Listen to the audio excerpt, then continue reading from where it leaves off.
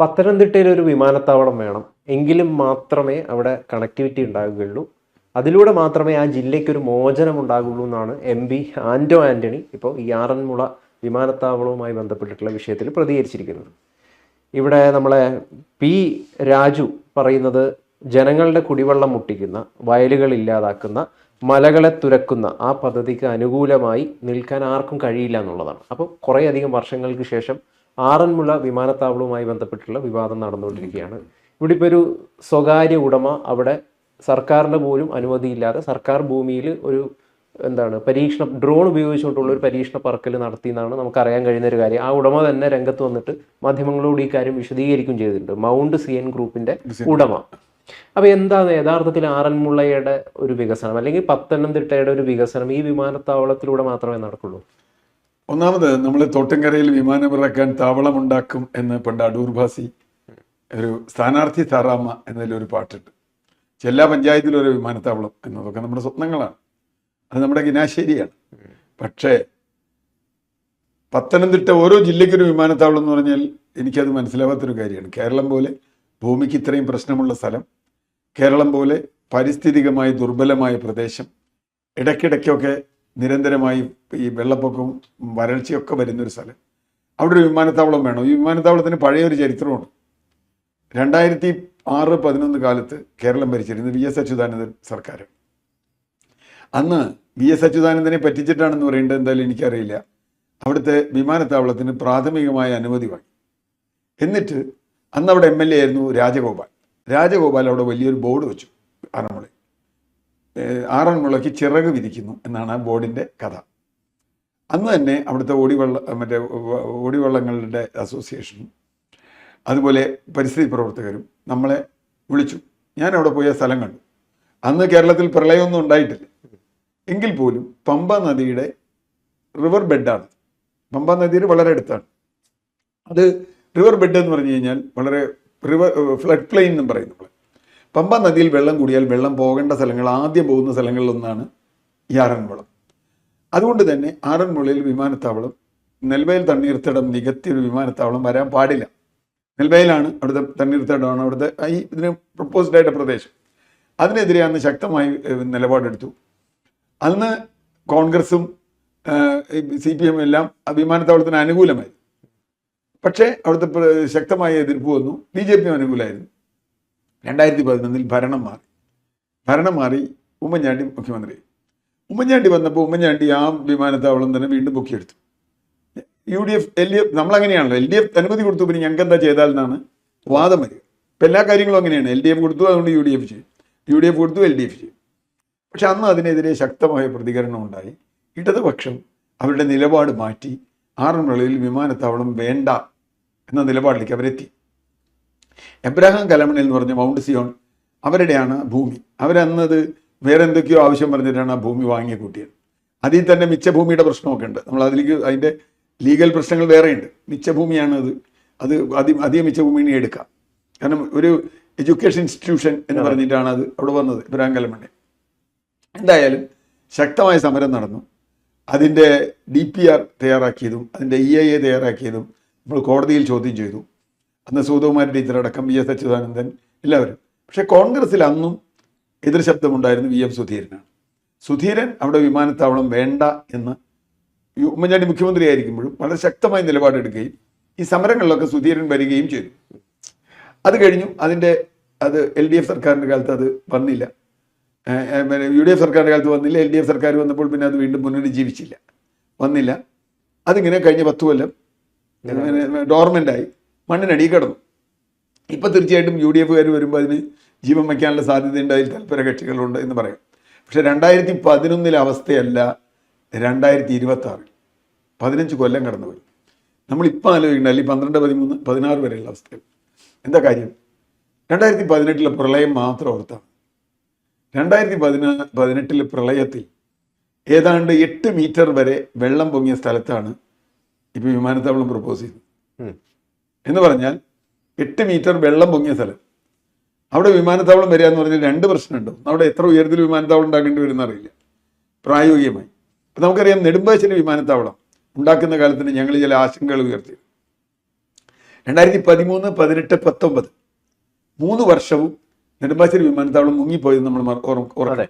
അതിൽ ടാർമാക്കും ടെർമിനലും എല്ലാം മുങ്ങിപ്പോയി. അല്ല, വിമാനത്താവളം മുങ്ങിപ്പോയി. വിമാനത്താവളത്തേക്ക് എത്താൻ കഴിയും. അല്ല, വിമാനത്താവളം ഇല്ല, മുങ്ങിപ്പോയി.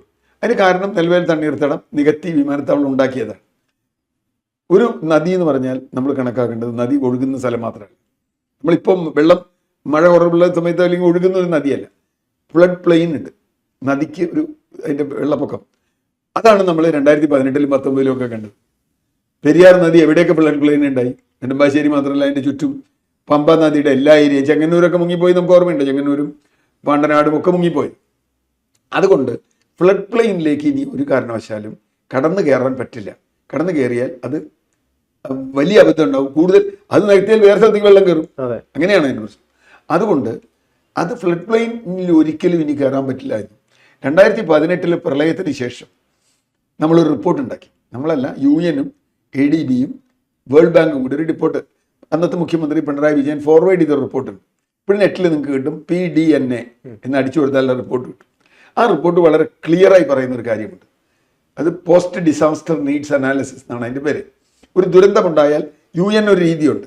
ഇപ്പോൾ നേപ്പാളിലുണ്ടായിരുന്നു, ബംഗ്ലാദേശിൽ ദുരന്തം ഉണ്ടായാൽ അവരതിനെക്കുറിച്ച് പഠിച്ച് ഭാവിയിൽ ഈ ദുരന്തത്തിൻ്റെ ആഘാതം കുറയ്ക്കാനോ ദുരന്തം ഒഴിവാക്കാനോ എന്ത് ചെയ്യണമെന്ന് അതിലവർ പറഞ്ഞ ഏറ്റവും പ്രധാനപ്പെട്ട കാര്യം, നദികളുടെ ഫ്ലഡ് പ്ലെയിനിൽ ഒരു കാരണവശാലും ഒരുതരം നിർമ്മാണം നടത്താൻ പാടില്ല. ഫ്ലഡ് പ്ലെയിനിൽ നിർമ്മാണം നടത്തിയാൽ ഫ്ലഡ് അല്ലെങ്കിൽ പ്രളയം അധികരിക്കും.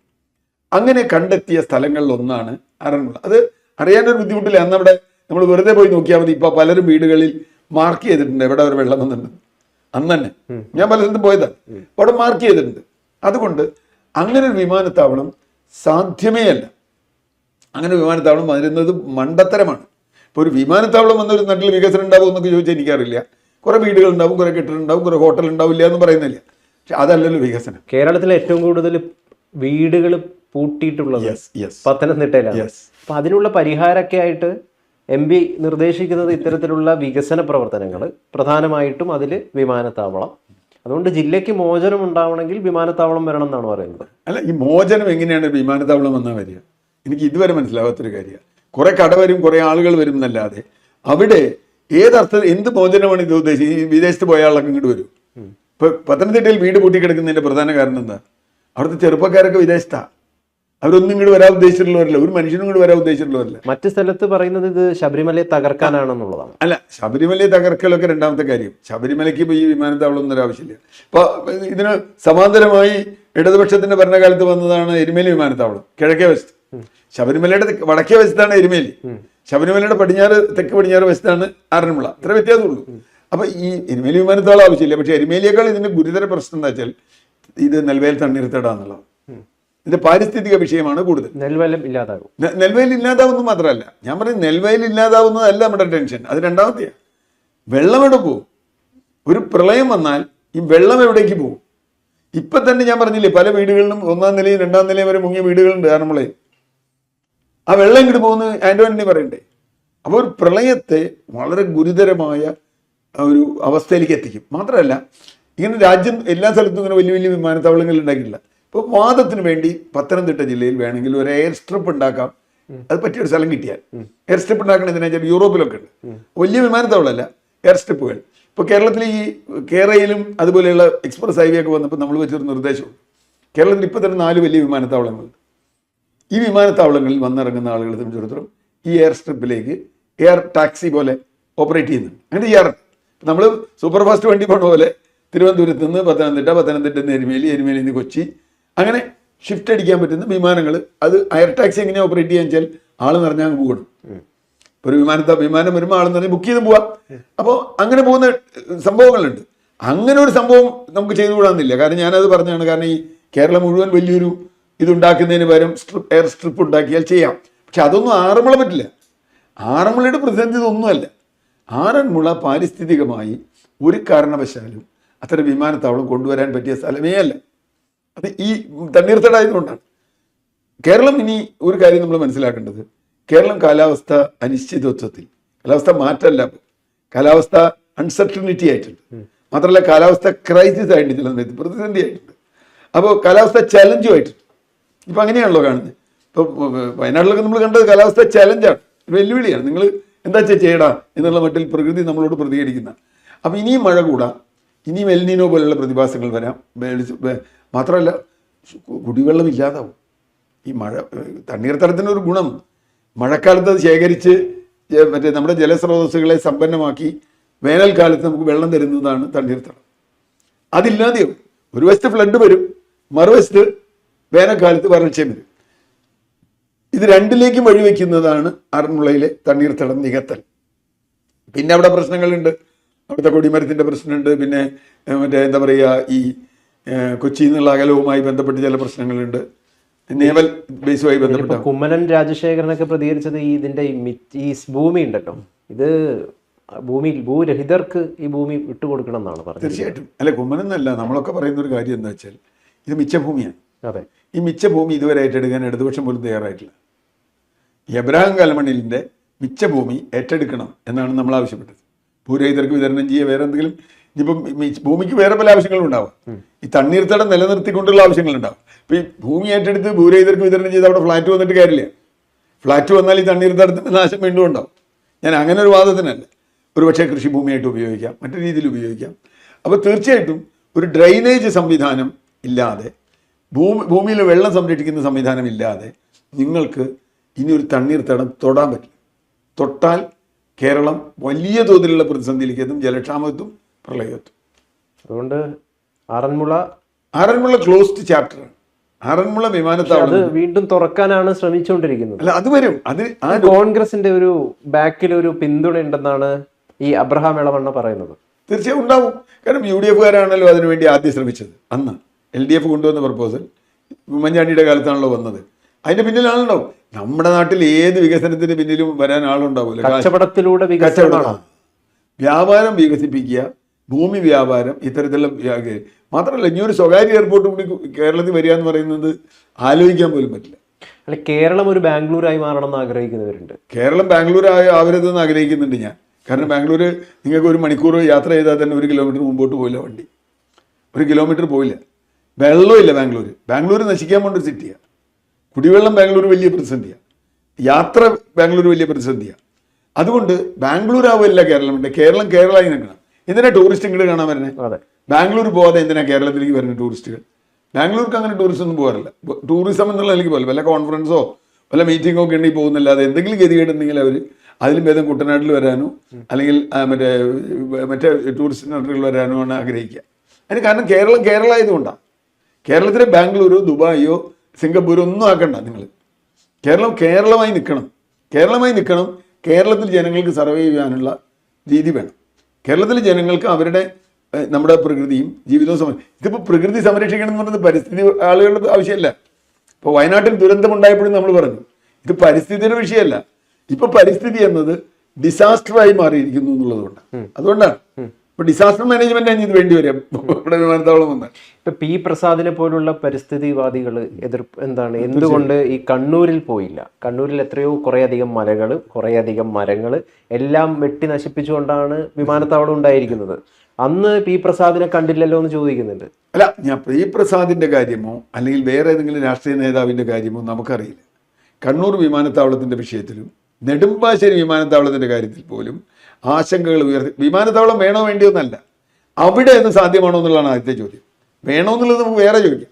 കണ്ണൂർ വിമാനത്താവളത്തിന്റെ പേരിൽ കുറെ എതിർപ്പുണ്ടായി, പക്ഷെ വന്നല്ലോ ഇപ്പൊ പ്രശ്നം. അല്ല, പ്രശ്നമൊക്കെ ഉണ്ട് അവിടെ, ഇപ്പോഴും ഉണ്ട്. പ്രശ്നം എന്ന് പറഞ്ഞു കഴിഞ്ഞാൽ കണ്ണൂർ വിമാനത്താവളം ചിലപ്പോൾ അധികം താമസിയാതെ പൂട്ടും. കാരണം അവിടെ ഫ്ലൈറ്റ് വരുന്നില്ല. ഈ നമ്മളെന്താ പ്രശ്നം? കേരളത്തിലേക്ക് ഫ്ലൈറ്റ് വരുന്ന എവിടെ നിന്നാണ്? പ്രധാനമായും ഗൾഫ് മേഖലയിൽ നിന്ന് വരുന്ന ഫ്ലൈറ്റിൻ്റെ എണ്ണത്തിൽ കുറവ് വന്നിട്ടുണ്ട്. ഇപ്പോൾ യുദ്ധം കാരണം വരുന്ന കുറവല്ല ഞാൻ പറയുന്നത്. അവിടെ നിന്നുള്ള മലയാളികളുടെ എണ്ണം കുറഞ്ഞിട്ടുണ്ട്, ജോലിക്കാരുടെ എണ്ണം കുറഞ്ഞിട്ടുണ്ട്. അവിടെ എന്താ പറയുക, ഡിമ്മാണ്. അങ്ങനെ വന്നാൽ ഈ എയർപോർട്ടിൽ ഈച്ച പോലും കാണില്ല. നമ്മൾ ഓർക്കേണ്ടത്, എൻ്റെ ഏറ്റവും നല്ല അനുഭവം, ഞാൻ നന്നായി യാത്ര ചെയ്തിരുന്ന ഒരു കാലമാണ്. എൻ്റെ ജോലിയുമായി ബന്ധപ്പെട്ട് ഒരുപാട് യാത്ര ചെയ്തിരുന്ന ഒരു കാലത്താണ് ഈ ബോംബെ എയർപോർട്ടിൽ കുവൈറ്റ് യുദ്ധം നടന്ന കാലത്ത്, സദാം ഹുസൈൻ പ്രശ്നമുണ്ടല്ലോ, കുവൈറ്റ് യുദ്ധം നടന്ന കാലത്ത് ബോംബെ എയർപോർട്ടിൽ ഒരു പ്രാണിയെ കാണാനില്ല.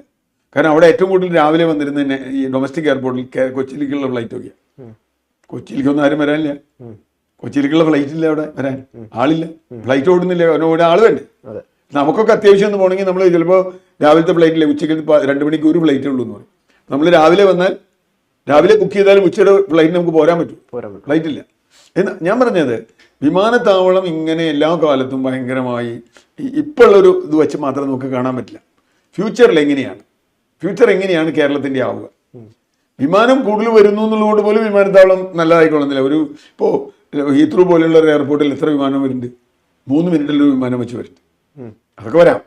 ഇന്നത്തെ ഒരു ആധുനിക സാങ്കേതിക വിദ്യയൊക്കെ വെച്ച് 3 മിനിറ്റിൽ വിമാനമൊക്കെ വരാം. വിമാനത്താവളത്തിൻ്റെ വലിപ്പവും അത്രയ്ക്ക് വിമാനം വരാൻ ഇവിടെ ഉണ്ടോ? ഇപ്പോൾ കണ്ണൂർ എത്ര വിമാനം വരുന്നുണ്ടെന്ന് പഠിച്ചാൽ അവിടെ വരുത്തിയ നാശം അതിനനുസരിച്ചുള്ള വിമാനം അവിടെ വരുന്നുണ്ട്. ആ വിമാനത്താവളം സസ്റ്റൈനബിൾ ആണ്, സാമ്പത്തികമായി പോലും സസ്റ്റൈനബിൾ ആവാൻ സാധ്യത കുറവാണെന്നാണ് പറഞ്ഞത് കണ്ണൂർ. അല്ല, അതിന് സാങ്കേതികപരമായി പല തടസ്സങ്ങളുണ്ട് കണ്ണൂർ വരുന്നതിന്. അത് ക്ലിയറൻസ് ചെയ്ത് കഴിഞ്ഞാൽ വരുന്ന പറയുന്നത്. അല്ല, ക്ലിയറൻസ് ചെയ്താലും ഇപ്പൊ കോഴിക്കോട് വിമാനത്താവളത്തിന്റെ വികസനത്തിന് ഏറ്റവും വലിയ തടസ്സം കണ്ണൂരാണ്. കാരണം കണ്ണൂരും കൊച്ചിയും ഇനിയിപ്പോ തിരുവനന്തപുരവും താരതമ്യേന സ്വകാര്യ വിമാനത്താവളമാണ്. തിരുവനന്തപുരം അദാനിയാണ്, കൊച്ചിയിലും അതുപോലെ തന്നെയാണ്. നമ്മൾ സിയാൽ മോഡൽ എന്ന് പറഞ്ഞാലും അങ്ങനെ തന്നെയാണ്. ഇവിടെ കണ്ണൂരും സ്വകാര്യ വിമാനത്താവളമാണ്. പ്രാക്ടിക്കലി ഗവൺമെന്റ് അതിൽ ഉണ്ടെന്നുള്ളൂ, വിമാനത്താവളം സ്വകാര്യ വിമാനത്താവളമാണ്. അപ്പോൾ പ്രശ്നം എന്താ വെച്ചാൽ കോഴിക്കോട് മാത്രമാണ് ഇപ്പോഴും ഒരു പൊതു വിമാനത്താവളം എന്ന നിലയ്ക്ക് നിൽക്കുന്നത്. അതിനെ ഞെരുക്കി കൊല്ലാനുള്ള ശ്രമം നടക്കുന്നുണ്ട്. അതുകൊണ്ടാവും കോഴിക്കോടിൻ്റെ വികസനം വരില്ല. ഞാൻ പറഞ്ഞ കോഴിക്കോട് വിമാനത്താവളം നിങ്ങൾ വികസിപ്പിച്ചോളൂ, കൊച്ചി വികസിപ്പിച്ചോളൂ, തിരുവനന്തപുരം അല്ലെങ്കിൽ തന്നെ അദാനി വലിയ എയർപോർട്ടാക്കാൻ പോകാന്ന് പറയും. അത് കഴിഞ്ഞിട്ട് പിന്നെ ഇതിലെന്താണ് വരുന്നത്? ഇനി അതിൻ്റെ കൂടെ മറ്റേ കേരളയിൽ വരും. കേരളയിൽ വന്നാൽ തന്നെ നിങ്ങൾക്ക് 1 മണിക്കൂർ കൊണ്ട് അങ്ങനെയല്ലേ ബാധിച്ചേ? 1 മണിക്കൂർ കൊണ്ട് എത്താന്നല്ലേ. അതായത് ഇതിനെന്തെങ്കിലും അനുമതി കൊടുക്കുന്നുണ്ടെങ്കിൽ അത് ഉടമകളുടെ സ്വകാര്യ വ്യക്തികളുടെ താല്പര്യം സംരക്ഷിക്കാൻ വേണ്ടി മാത്രമായിരിക്കും. ജനങ്ങൾക്ക് ഒരു ഉപകാരം ഉണ്ടാവില്ല. ജനങ്ങൾക്ക് ഉപകാരം തന്നെ അവിടെ മുറുക്കാൻ കടയിടുന്നവനോ അല്ലെങ്കിൽ ഹോട്ടൽ നടത്തുന്നവൻ്റെ ഉപകാരമല്ല ഞാൻ പറഞ്ഞത്. ദീർഘകാലത്ത് കേരളത്തിന് വലിയ ദോഷം ചെയ്യുന്ന ഒന്നായിരിക്കും ഈ എയർപോർട്ട്. അത് ഞാൻ ഇപ്പോൾ പി പ്രസാദ് മാത്രമല്ല അതിനെതിരെ പറഞ്ഞില്ല. അന്ന് സുകുമാരൻ ടീച്ചറായിരുന്നു അതിൻ്റെ ഏറ്റവും മുമ്പിൽ നിന്നത്. ടീച്ചർ ഇപ്പോൾ നമ്മളോടൊപ്പില്ല. കാരണം ടീച്ചർ പറഞ്ഞു എൻ്റെ നാടാണ് നിലകണ്ട, അത് നശിപ്പിക്കാൻ പറ്റില്ല എന്ന് പറഞ്ഞ അതുകൊണ്ടാണ്. അതുകൊണ്ട് നമ്മളെ സംബന്ധിച്ചിടത്തോളം പി പ്രസാദ് വരുമോ അല്ലെങ്കിൽ പിണറായി വിജയൻ വരുമോ അച്യുതാനന്ദൻ വരുമോ എന്നൊന്നും നമ്മുടെ വിഷയമല്ല. ആറന്മുളയിൽ വിമാനത്താവളം അസാധ്യമായൊരു കാര്യം.